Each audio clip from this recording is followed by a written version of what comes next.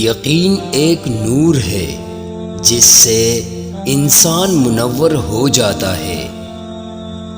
جب تک انسان خود پرستی نہ چھوڑے گا خدا پرستی حاصل نہ ہوگی۔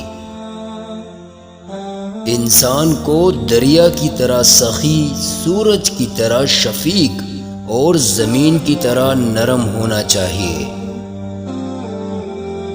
دعائیں دو اور دعائیں لو، وقت پر کام آئیں گے۔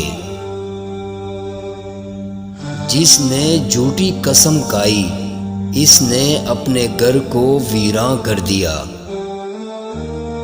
والدین کے چہروں پر محبت سے نظر کرنا بھی خدا کی خوشنودی کا معجب ہے۔